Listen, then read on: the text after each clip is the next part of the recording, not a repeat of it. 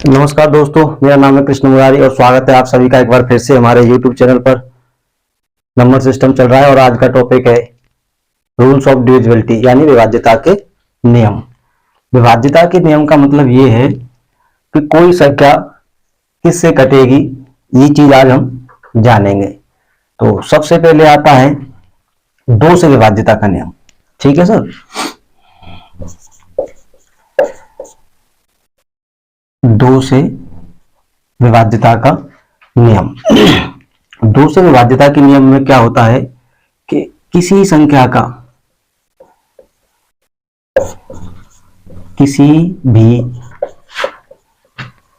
संख्या का अंतिम अंक सम हो। अंतिम अंक मतलब इकाई का अंक सम हो जैसे 0, 2, 4, 6 या 8 में से कोई एक आ जाए, है ना। 0, 2, 4, 6, 8 में से कोई एक आ जाए तो वो संख्या क्या होगी, 2 से पूर्णतः विभाजित होगी। इनमें से कोई एक हो तो वह संख्या 2 से पूर्णतः क्या होगी, विभाजित होगी। जैसे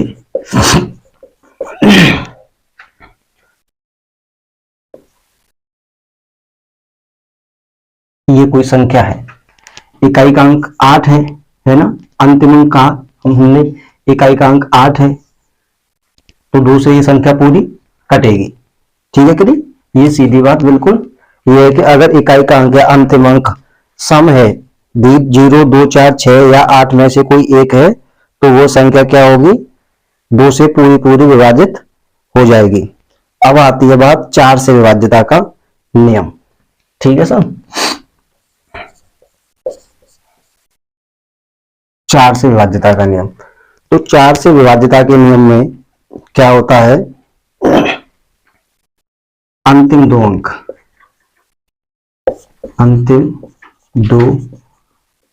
अंक यदि 4 से भाज्य हैं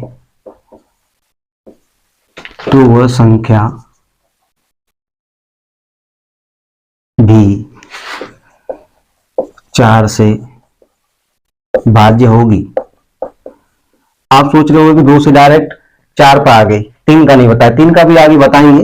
ये सीधा सीधा है, पहले 3 और 9 का दोनों सेम होते हैं तो इन दोनों को साथ में बताएंगे अभी। ठीक है, पहले ये देखिए 4 के में क्या है, अंतिम 2 अंक यदि 4 से भाज्य हैं तो वो संख्या पूरी क्या होगी, 4 से भाज्य होगी। एग्जाम्पल देखते हैं, जैसे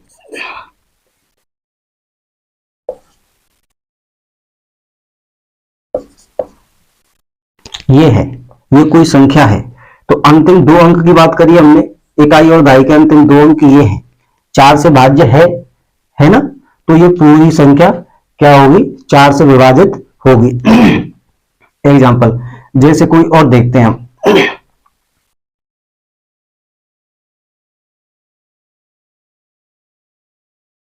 ये कोई संख्या है ना, ये क्या है, कोई संख्या है। हम अंतिम 2 अंक देखेंगे कि अंतिम जो 2 अंक हैं वो 4 से भाज्य है या नहीं।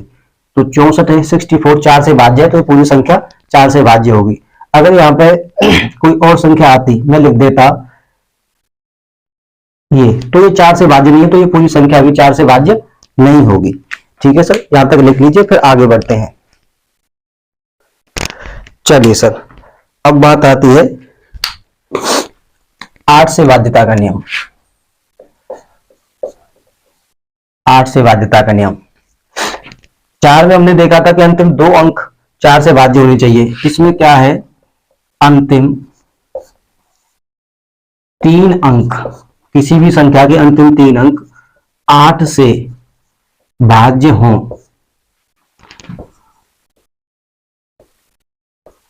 तो वह संख्या भी 8 से क्या होगी, पूर्णतः भाज्य होगी, पूर्णतः भाज्य होगी। जैसे एग्जाम्पल देखते हैं, जैसे मैंने कोई संख्या लिखी,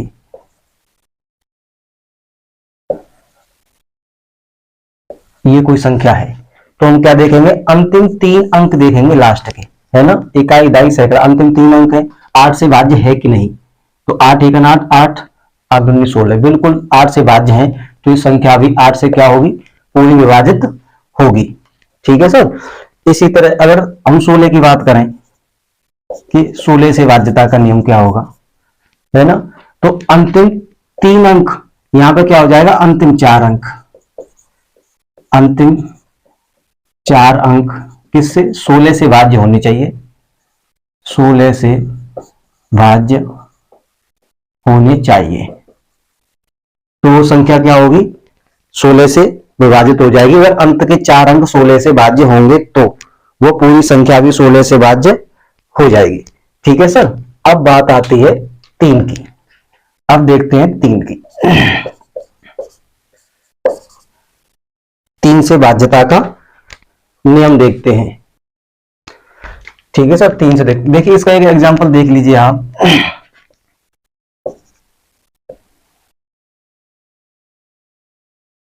ये कोई एग्जांपल है, कोई संख्या है।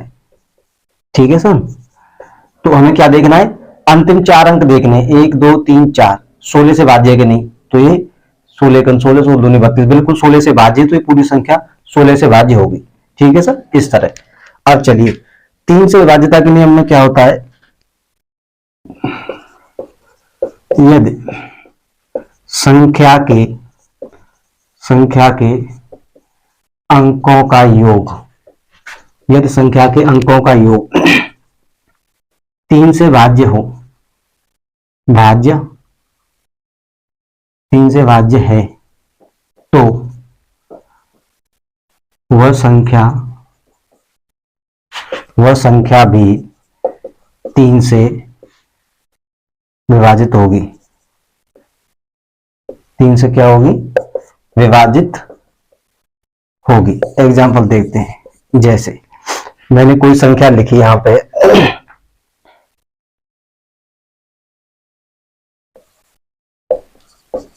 ये कोई संख्या है। ठीक है सर। तो इसके अंकों का योग जोड़ लेते हैं, 4 4 8 1 9 9 6 15 और 3 18, 18 आता है, लेकिन 18 तो 3 से भाज्य है, तो ये पूरी संख्या भी क्या होगी, 3 से भाज्य होगी। ठीक है सर। ये हो गई सीधी बात कहने की।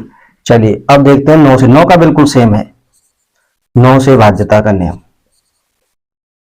यदि संख्या के अंकों का योग, सेम इसी में है कि यदि संख्या के अंकों का योग 9 से भाज्य है, तो वो संख्या भी पूरी भाज्य होगी। जैसे इसी को एग्जांपल को ले लेते हैं, है ना, ये है 4 4, इसके अंकों का योग 4 4 8 1 9 9 6 15 और 3 18, 18 9 से भाज्य है, तो ये पूरी संख्या भी क्या होगी, 9 से भाज्य हो जाएगी, है ना। कोई और एग्जांपल ले लेते हैं हम एक,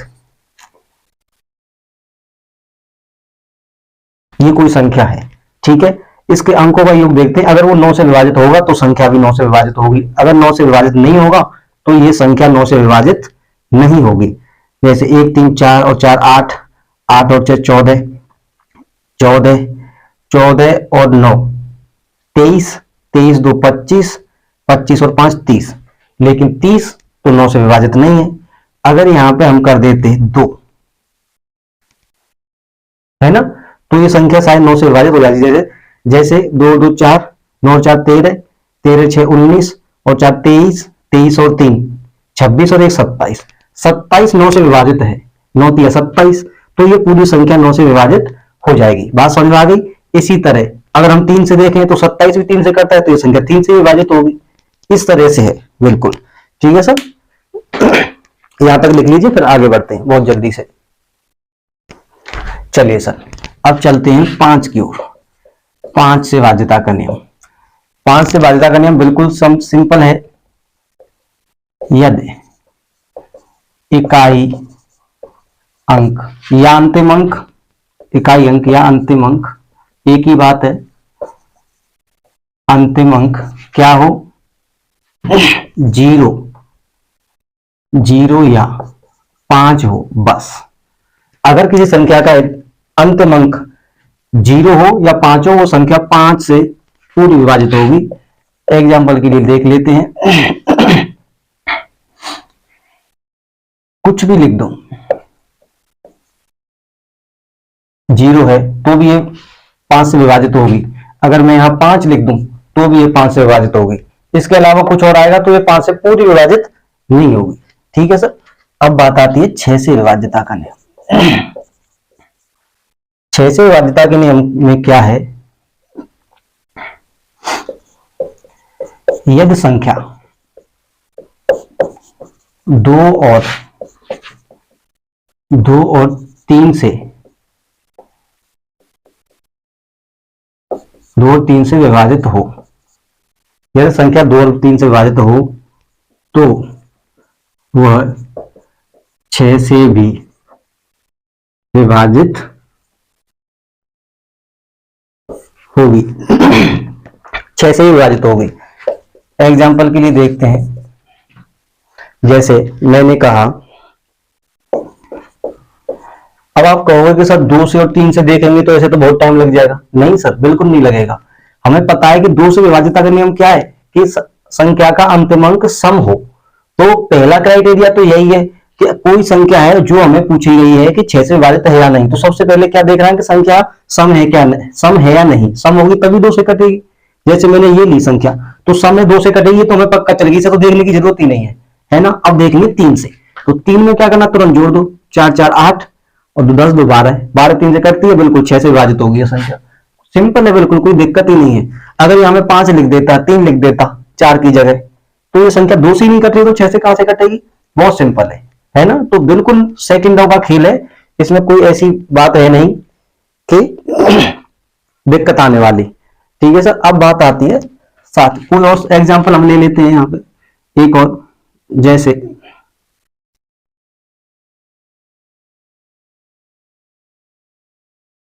ये एग्जांपल हमने ले लिया है।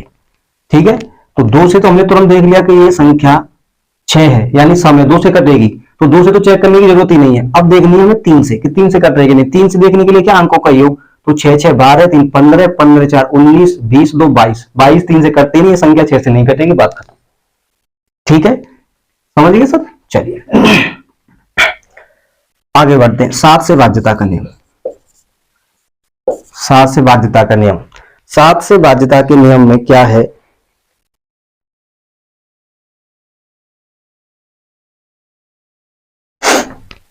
कि 2 और 3 अंक की संख्या को, 2 और 3 अंक की संख्या को खुद चेक करना पड़ेगा आपको। खुद क्या करना पड़ेगा, चेक करना पड़ेगा। इसके लिए कोई नियम है नहीं। नियम है भी तो वो इतने अच्छे नहीं है। इतना टाइम उस नियम को आप लगाने में या उसे यूज करने में लगाओ, इतनी देर में तुम 3 अंक की संख्या खुद ही चेक कर लोगे ना। भाई मान के चलो कि कोई संख्या है ये, तो मैं इसमें कोई नियम लगाऊंगा क्यों, भेजा खराब करूंगा, सीधा ही देख लूंगा 4 में जाएगा नहीं। तो 7 6 42, 7 5 35 है ना। तो 6 बचे 66, नहीं जा रहा, नहीं कट रही, सीधी सीधी बात है। तो मैं ऐसे खुद ही देख लूंगा ना। उसके लिए क्यों फिर मैं इसमें वो लगाऊंगा। तो 7 का पारा कोई इतना बड़ा तो है नहीं जो हमसे आए नहीं, है कि नहीं सर। अब बात आती है कि यदि संख्या 2 और 3 की, तो हमें खुद ही चेक करेंगे। यदि संख्या 4 अंक की हो, यदि संख्या 4 अंक की हो, यदि संख्या 4 अंक की हो तो क्या करना पड़ेगा।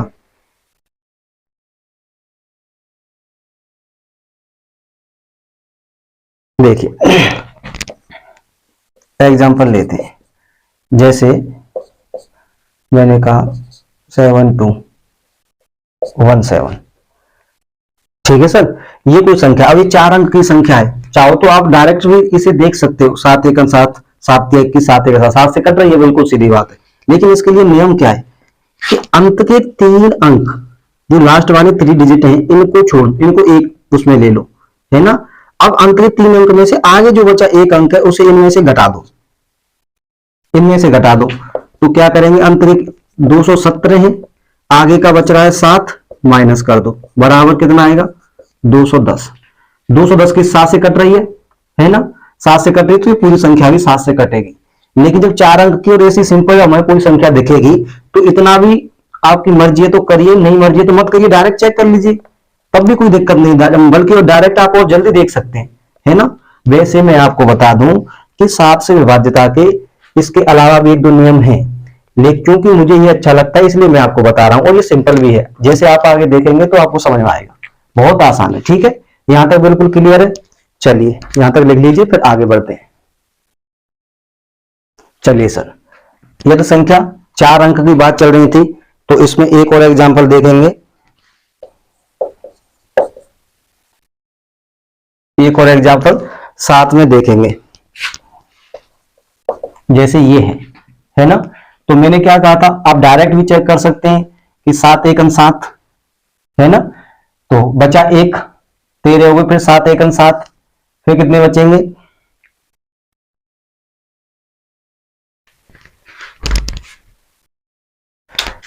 ठीक है सर। तो इसे डायरेक्ट भी देखिए, 7 एकम 7, 1 बचा, तो 7 एकम 7 6 बचे, 65 हो गई, तो कितने 7 7 नाम 63, 63, फिर 2 बचेंगे 21, है ना, 7 या 21। वैसे भी ये कट रही है, लेकिन हम अपने नियम से देखते हैं, तो नियम से ये है कि लास्ट की 3 संख्या में से आगे बची संख्या घटा देते हैं, और जो आए वो 7 से कटेगी तो ये पूरी संख्या भी कटेगी, घटाने पे जो बचेगा अगर वो 7 से नहीं कट रहा है तो ये पूरी संख्या भी 7 से नहीं कटेगी, ये नियम है। 351 माइनस 8, तो बचेंगे कितने 343, तो 7 का क्यूब होता है 343, 7 से कट रही है तो ये पूरी संख्या भी 7 से क्या हो रही है सर, कट रही है। ठीक है, अब बात आती है कि ये तो 2 और 3 की खुद चेक करनी थी हमें, संख्या 4 अंक की हो तो ये नियम हो गया, अगर संख्या 5 अंक की आ जाए तो क्या करोगे, उसके लिए भी नियम है। यदि संख्या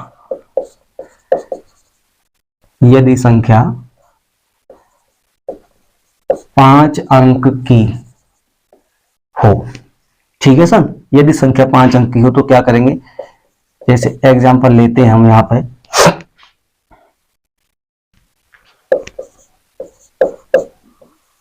ये है, ये कोई संख्या है, तो इस संख्या में हम कैसे पता करेंगे 7 से भाज्य है कि नहीं, तो पीछे के वही 3 डिजिट लेंगे, आगे 2 डिजिट बच रहे हैं इनमें से घटा देंगे, ठीक है कि नहीं सर। लास्ट के 2 7 8 इनमें से हम आगे 1 और 2 यानी 12 12 बचा, इसे घटा देंगे, और घटाने के बाद जो संख्या आएगी वो 7 से कट रही है तो ये संख्या भी 7 से कट जाएगी। जैसे ये है 278 माइनस 12 है ना, तो ये बचेंगे 6 6 और 2 266 बचेंगे। अब 266 7 से कट रही है कि नहीं ये देख लो, तो हम देखेंगे कि 7 या 21 5 बचेंगे, 7 8 56, 7 से कट रही है तो ये पूरी संख्या भी क्या होगी 7 से विभाजित हो जाएगी, ठीक है कि नहीं सर, ये पूरी संख्या भी 7 से विभाजित हो जाएगी। चलिए अब ये 5 अंक की हो गई, यदि संख्या 6 अंक की हो, यदि संख्या 6 अंक की हो तो क्या करोगे, यदि संख्या 6 अंक की आ जाए तो आप क्या करोगे, एग्जाम्पल देखते हैं। ये कोई संख्या है और आपसे पूछ ले कि ये 7 से विभाजित है या नहीं, तो इसके लिए भी बिल्कुल सीधा है, लास्ट के 3 और आगे के 3 ये डिजिट लेंगे।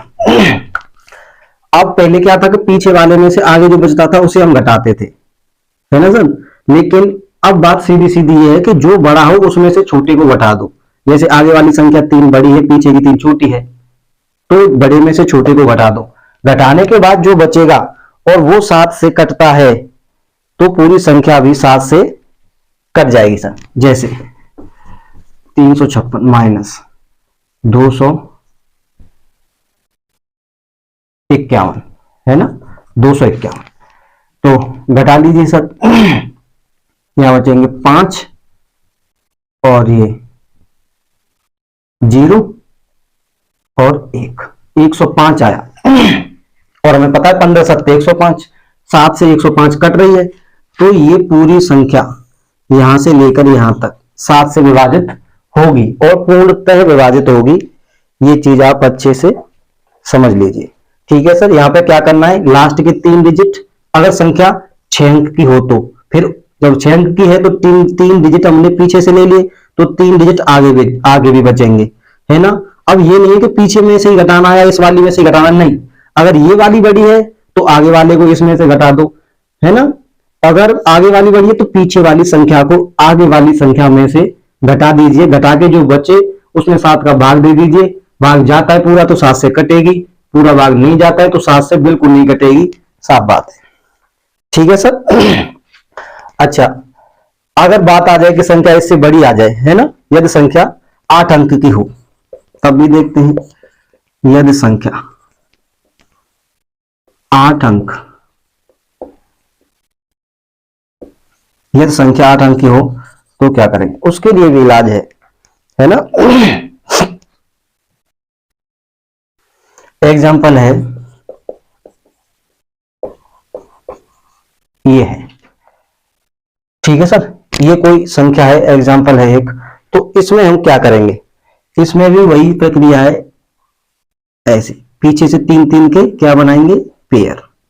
आगे 2 बचा है तो आगे 2 का बना लेंगे, जरूर थोड़ी है। ठीक है, अब इसमें क्या करेंगे सर हम कि लास्ट वाली और पहली वाली 2 का पेयर ये है, 3 का पेयर ये है, इस और इसको क्या कर देंगे, जोड़ देंगे, है ना। और फिर इन दोनों को जोड़ने के बाद में बीच वाली एक संख्या बचेगी, इन दोनों को मिलकर कोई एक संख्या बन जाएगी। या तो ये जोड़ के बाद जो बड़ी हो, या यहाँ पे है वो बड़ी, जो बड़ी होगी उसमें से छोटी को घटा देंगे, घटाने के बाद फिर वही 7 का भाग देंगे। भाग जाता है तो 7 से कटेगी, भाग नहीं जाता है तो 7 से नहीं कटेगी। ठीक है, इन दोनों को जोड़ लेते हैं पहले। तो जोड़ लीजिए, 5 और 2 7। ठीक है सर। अच्छा, अब क्या है, 2 और 7 9। ठीक है सर। अब आगे क्या बचा, 4, 497, इन दोनों को जोड़ के हो गई। लास्ट में ये बीच वाली क्या बचती है, 763। 497 से बड़ी है ना, 763 तो माइनस 497। ठीक है सर, 463 माइनस 497 कर देंगे, जो बचेगा क्या, 13, 13 6 जाएंगे, 7 जाएंगे तो 6। ठीक है सर। और फिर यहाँ पे क्या बचेगा, 5, 15 में 9 जाएंगे तब भी 6 बचेंगे, यहाँ 6 में 4 जाएंगे तो 2 बचेंगे, 266। और 266 तो 7 से कट रही है, तो ये पूरी संख्या भी क्या होगी, 7 से कट जाएगी। ठीक है कि नहीं सर। तो उम्मीद करता हूं यहां तक समझ में आया होगा। इसमें 1-2 और एग्जाम्पल देखते हैं, पहले यहां तक लिख लीजिए आप लोग। चलिए सर, अब हम एक और एग्जाम्पल देखते हैं। अभी तक हमने देखा था कि 8 अंक की संख्या तक का हमने एग्जाम्पल देखा था, लेकिन संख्या तो 9 अंक की भी आ सकती है। इसमें कोई ये थोड़ी है कि 8 अंक तक ही आएगी। तो 9 अंक की एक संख्या एग्जाम्पल के रूप में देखते हैं हम। 140224154। ठीक है सर, ये एक संख्या है, 3 3 6 3 9 अंक की संख्या है ना। तो हम क्या करेंगे, वही लास्ट से 3 के पेयर, फिर उसके बाद 3 का पेयर, फिर उसके बाद 3 का पेयर, है ना।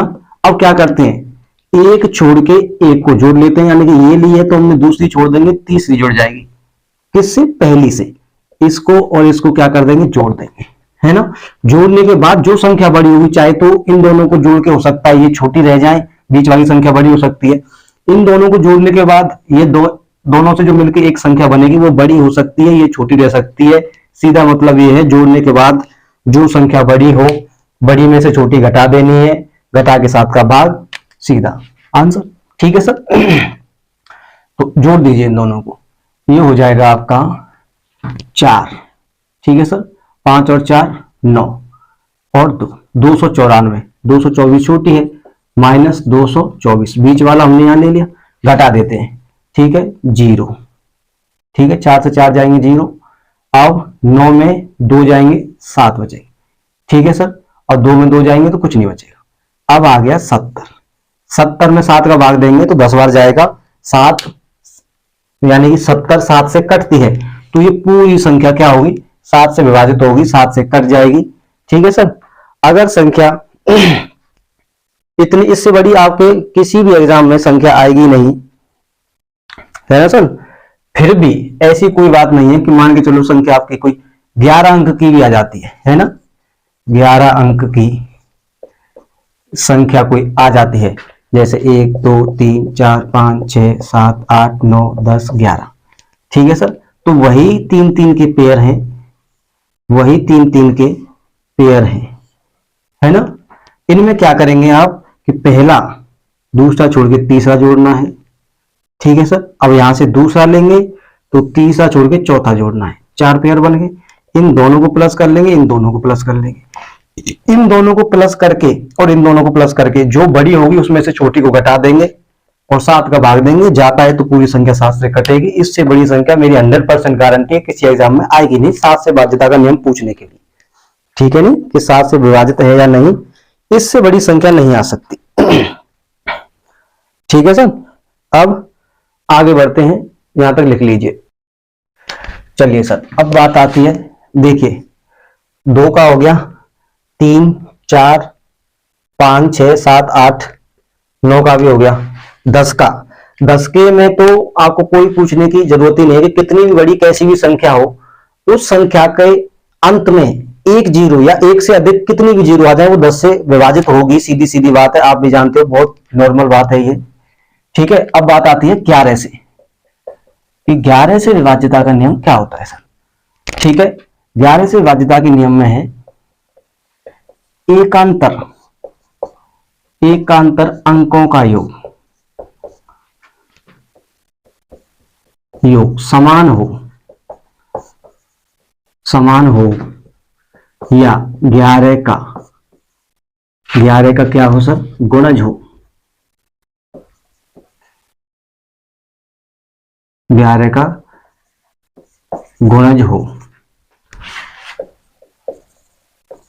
तो वह संख्या 11 से विभक्त होगी।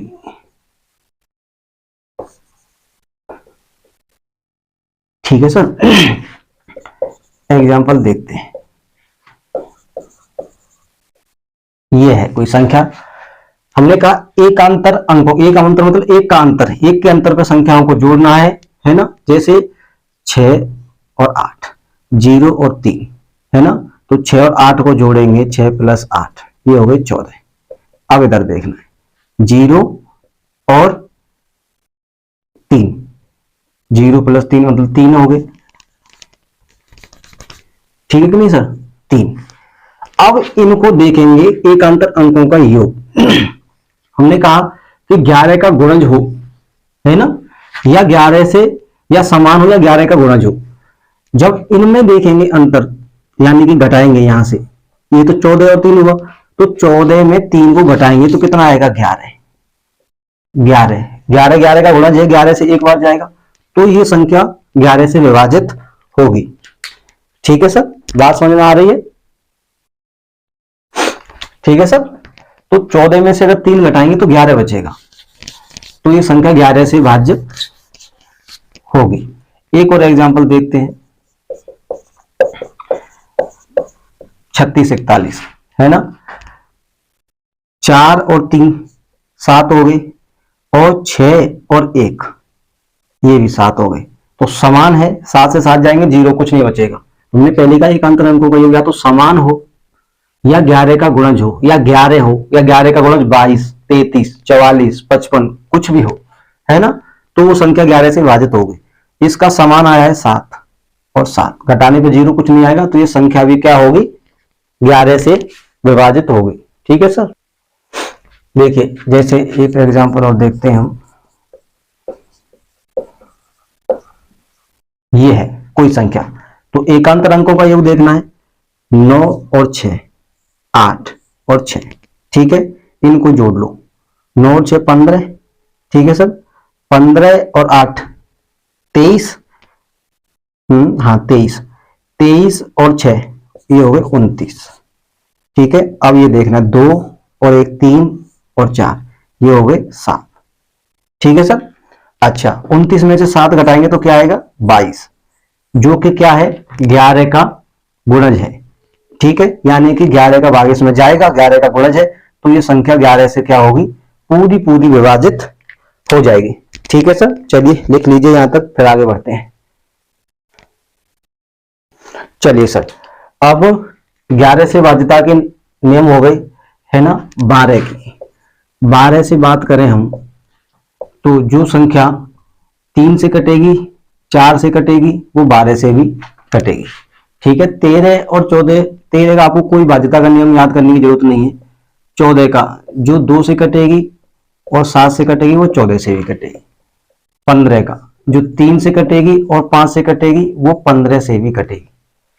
ठीक है सर, 16 का जो 2 से कटेगी 8 से कटेगी, है ना। ऐसे 18 का जो 2 से कटेगी और 9 से कटेगी, है कि नहीं सर। ये 22 का जो 2 से कटेगी 11 से कटेगी, है ना।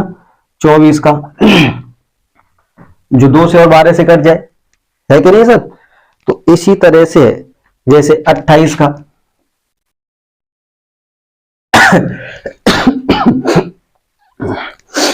जो 4 से कट जाए और 7 से कट जाए, 7 चौक 28 ही तो होता है। 36 का जो 4 से कट जाए, जो 9 से कट जाए, वो 36 से भी कट जाएगी, है कि नहीं। तो ये चीजें बहुत ही सिंपल और आसान है। एक चीज बहुत जरूरी है, यहां पे लिख लीजिए, मैं बता दे रहा हूं, नोट करके लिख लेना बिल्कुल।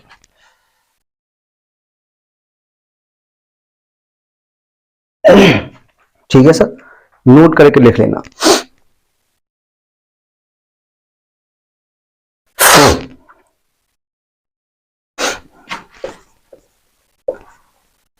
छह समान अंकों की एक संख्या हमेशा, मतलब हमेशा 7, 11 और 13 से भाज्य होगी। आ सकता है क्वेश्चन ऐसा। ठीक है, 6 समान अंकों की एक संख्या हमेशा 7, 11 और 13 से भाज्य होगी। 6 समान अंकों की मतलब एग्जांपल जैसे मैंने कहूं कि 1 2 3 4 5 6, जैसे 5 5 5 6 बार है, तो ये 7 से कटेगी, 11 से कटेगी और 13 से कटेगी और हमेशा कटेगी। इसी तरह यहाँ 4 4 4 4 4 6 टाइम आ जाए, 1 1 1 1 1 या 2 2 2, है ना, 2 2 आ जाए, या 6 6 6 6 बार आ जाए। 6 समान अंकों की कोई संख्या हो वो 7 11 13 से हमेशा कटेगी, हमेशा विभाजित होगी। ठीक है, अब चलिए यहां तक लिख लीजिए। नंबर सिस्टम में विभाज्यता पे कैसे क्वेश्चन बनते हैं उसमें हम आगे सॉल्व करेंगे, फिर ये आज की क्लास खत्म करेंगे। यहां तक लिख लीजिए सर, आगे बढ़ते हैं। चलिए सर, अब देखते हैं क्वेश्चन। जैसे 3 5 x 2 1, ये कोई संख्या है, यदि 3 से भाज्य है तो x का न्यूनतम मान क्या होगा। ये कोई संख्या है और 3 से भाज्य है तो x का न्यूनतम मान पूछा है। ठीक है सर, तो x का न्यूनतम मान हम सीधा देखेंगे। हमें क्या है पता है पहले से ही कि 3 से भाज्यता का नियम क्या होता है, अंकों का योग। अगर 3 से भाज्य है तो संख्या भी 3 से भाज्य होगी। अंकों का योग कर देंगे, 3 + 5 + x + 2 + 1। ठीक है, तो 5 और 3 8, 8 + x हो गया, 8 और 2 10 हो गया, 11, 11 + x हो गया। ठीक है सर। अच्छा, अब हमें पता है कि x का मान यहां पे हम 1 रख दें, 11 + 1, तो ये कितना हो जाएगा 12, जो कि 3 से भाज्य है। हालांकि 3 से भाज्य तो 9 भी हो जाएगा या इससे बड़ी संख्या 15 भी हो जाएगा, लेकिन उसने क्या कहा न्यूनतम मान, छोटे से छोटा मान हमें बताना है x का, तो 1 आ जाएगा। x = आ जाएगा 1। अगर x का मान 1 रखेंगे तो 12 हो जाएगी। 3 से भाज्य, ये पहले से कह रहा है सवाल में कि 3 से भाज्य है, हमें तो बस ये देखना है। ठीक है सर, चलिए आगे बढ़ते हैं। तो x का मान आ जाएगा 1। इस तरह के सवाल या क्वेश्चन बनते हैं। क्वेश्चन नंबर 2, दूसरा क्वेश्चन देखते हैं।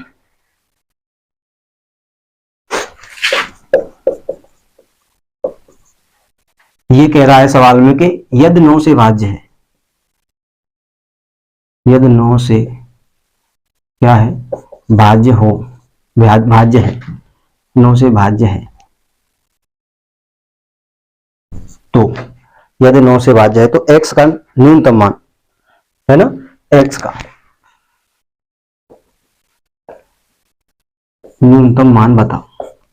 हमें पता है कि 9 से भाज्यता के नियम में भी संख्याओं का योग ही देखते हैं, तो हम जोड़ लेंगे, 7 और 2 9, 9 3 12, 12 और 1 13 और 2 15, तो ये 15 प्लस x हो गया। लेकिन 9 से भाज्य तो है नहीं, तो x की जगह हमें ऐसी संख्या रखनी है जो 9 से भाज्य हो जाए, तो x की जगह हम क्या रख देंगे, 3 रख देंगे, 3, तो 15 प्लस 3 18 हो जाएगा, जो 9 से भाज्य है कि नहीं, तो x का मान क्या आ जाएगा सर, 3 आ जाएगा, है कि नहीं। ठीक है सर, एक और क्वेश्चन देखते हैं। ये कोई नंबर है, यहां पे x का मान 3 आ गया था, आंसर सीधा है ना। ये है कह रहा है 11 से भाज्य है, 11 से भाज्य है, तो p का मान क्या होगा। ठीक है सर, चलिए देखते हैं। 11 से भाज्यता के नियम में क्या है, हम देखते हैं एक अंतर अंकों का योग, ये है ना, एक अंतर अंकों का योग, और ये क्या बच गया, ये बचा, यहां से ये बचा और ये बचा, है ना। इनको देख लेंगे, या तो इनका योग समान हो, या 11 से या 11 का गुणज हो, ठीक है ना। तो 2 प्लस पी और 5 और 2 7 पी हो जाएगा, 7 प्लस पी तो इधर हो जाएगा। ठीक है सर, अब इधर देखते हैं हम, क्या है, 3 और 1 4 और 8 है ना, तो 8 और 4 इधर हो जाएगा 12। ठीक है सर, तो हमें पता है कि या तो समान हो, तो वैसे तो अंतर दिख नहीं रहा, समान ही करेंगे इसे, तो यहाँ पे अगर हम 5 रख दें पी की जगह पे, तो 12 12 दोनों समान हो जाएंगे, तो 11 से भाज्य है, ये पहले से कहा है इस क्वेश्चन में, ठीक है कि नहीं। तो 7 प्लस 5 यानी कि 12 माइनस 12 कुछ बचेगा नहीं, समान हो जाएंगे, तो ये 11 से भाज्य हो जाएगी, तो पी का मान क्या आ जाएगा, 5 आ जाएगा सर। ठीक है, इस तरह से क्वेश्चन आपके एग्जाम्स में आते हैं और आएंगे, इसीलिए विभाज्यता के नियम हमने पढ़े थे, और भी आगे क्वेश्चन है, अभी यहां तक लिख लीजिए पहले। चलिए सर, अगला क्वेश्चन देखते हैं। क्वेश्चन है,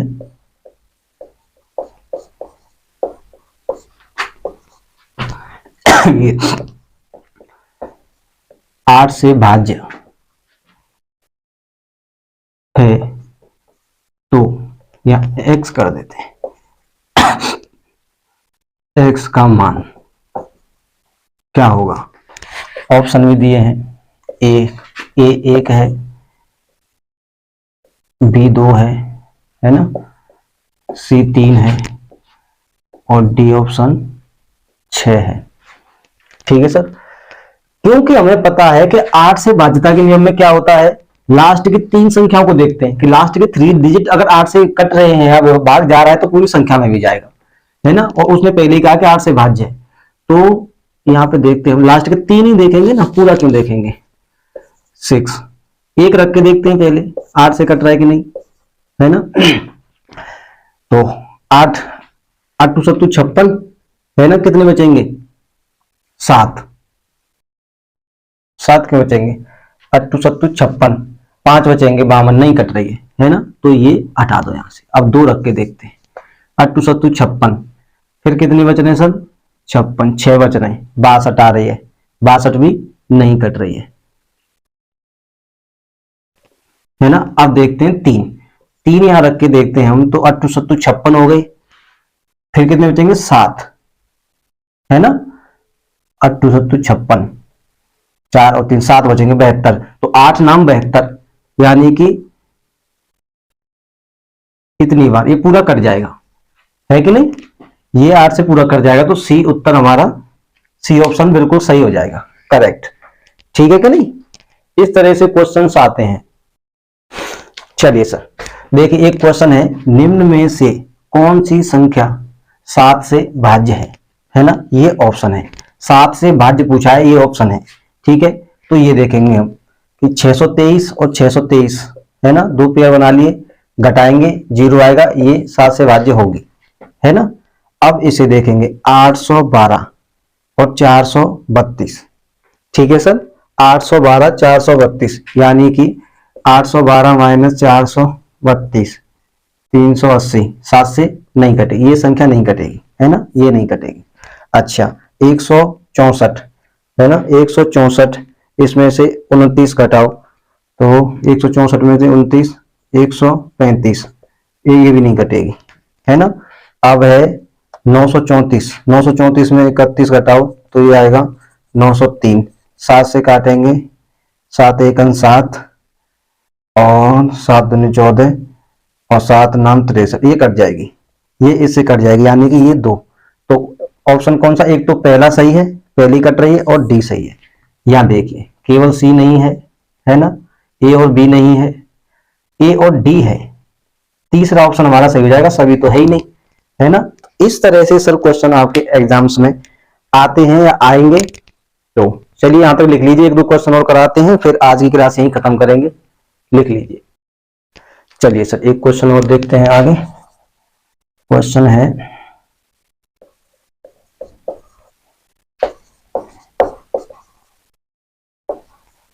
ये है, कोई संख्या जो कि 72 से भाज्य है, 72 से भाज्य है, तो 4x प्लस 3y बराबर क्या होगा, ये क्वेश्चन में पूछा है, ठीक है सर। ये संख्या है 72 से भाज्य, क्योंकि हमें पता है जो संख्या 72 से भाज्य होगी, ये संख्या में दे रखी है, 72 से जो संख्या भाज्य होगी वो 8 से भी होगी, वो 9 से भी होगी, क्योंकि 8 नाम 72। बात क्लियर है यहां तक, ठीक है। अब देखते हैं इनमें 8 से भाज्यता का नियम क्या है कि लास्ट के 3 डिजिट 8 से कटने चाहिए, है ना। तो यहां तो y है, तो हम चेक करते हैं पहले कि 8 नाम 72 कितने बचेंगे, 6 बचेंगे, 8 नाम 72 9 बार चला गया, 6 बचेंगे, है ना।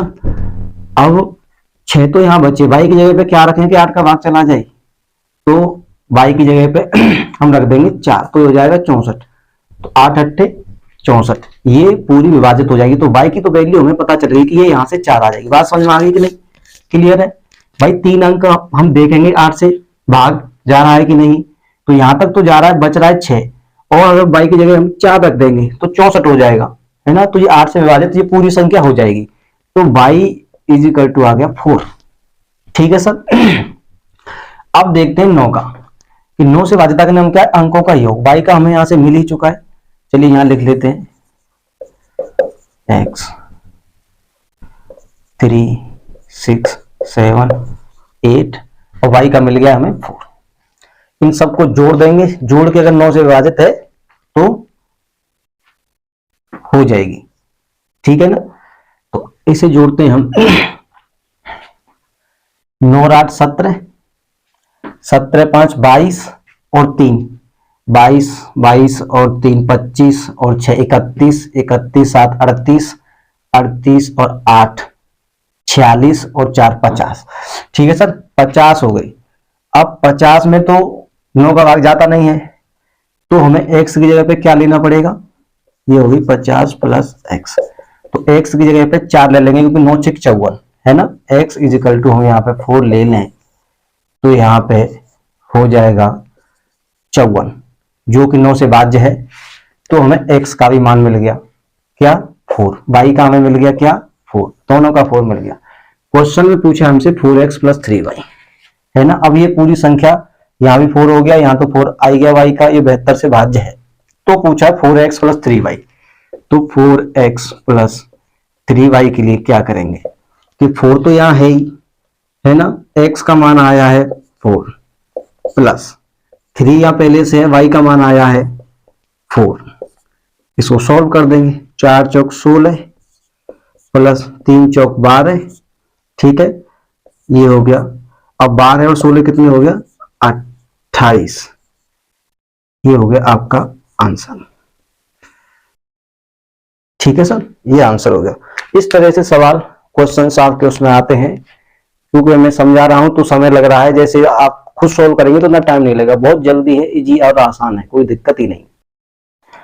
तो ये थी आज की क्लास सर, तो मेरे ख्याल से आपको समझ में आया होगा, और इसी तरह आगे भी क्लास चलेंगी आपकी, हर दिन बेहतर करने का प्रयास करेंगे हम, जिससे कि किसी न किसी को कुछ न कुछ लाभ मिल सके।